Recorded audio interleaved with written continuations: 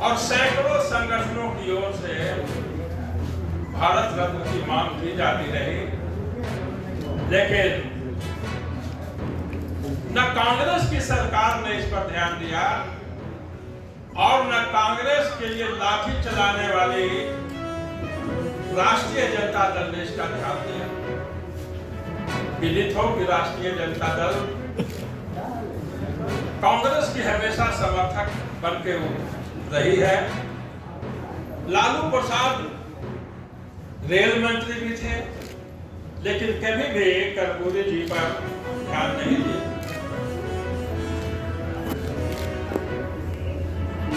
कर्पूरी ठाकुर जी को सम्मान तब मिला जब देश में गरीब का एक दूसरा बेटा प्रधानमंत्री बना, आदरणीय नरेंद्र भाई मोदी। यह बड़ा ही गौरव का विषय है और यह गौरव और यह खुशी हमें माननीय प्रधानमंत्री श्री नरेंद्र भाई मोदी जी ने दिया है। बिहार उनके प्रति आभार प्रकट करता है। पूरा बिहार और देश की गरीब जनता खासतौर पर आदरणीय प्रधानमंत्री जी के प्रति कृतज्ञता ज्ञापित करती है कि उन्होंने धरती के इस पुत्र को देश के सर्वोच्च सम्मान से सम्मानित करने का काम किया है। जननायक कर्पूरी ठाकुर जी का सम्मान देश में चल रही गैर कांग्रेसवाद की राजनीति का सम्मान है। जननायक कर्पूरी ठाकुर जी का सम्मान समाजवाद का सम्मान है। जननायक कर्पूरी ठाकुर जी का सम्मान देश के करोड़ों बेजुबानों के जुबान का सम्मान है। कर्पूरी ठाकुर जी आजादी के बाद से अपने मृत्यु तक लगातार विधानसभा और लोकसभा के सदस्य रहे। जननायक कर्पूरी ठाकुर जी का निधन 17 फरवरी 1988 को हुआ था और तब से लेकर लगातार सैकड़ों बार और सैकड़ों संगठनों की ओर से भारत रत्न की मांग की जाती रही, लेकिन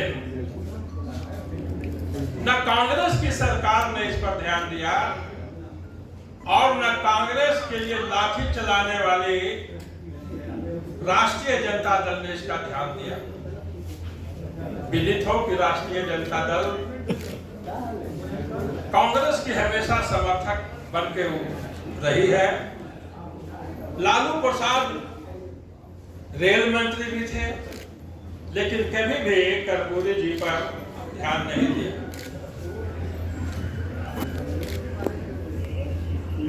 कर्पूरी ठाकुर जी को सम्मान तब मिला जब देश में गरीब का एक दूसरा बेटा प्रधानमंत्री बना, आदरणीय नरेंद्र भाई मोदी। नेता विरोधी दल के पद से जितना पर्याप्त संख्या होनी चाहिए विधायकों की, उसके होने के बावजूद कांग्रेस पार्टी के स्पीकर स्वर्गीय शिवनंदन झा जी ने उनको बाजवरिया हटा दिया। कांग्रेस पार्टी ने कर्पूरी जी का अपमान किया। कांग्रेस पार्टी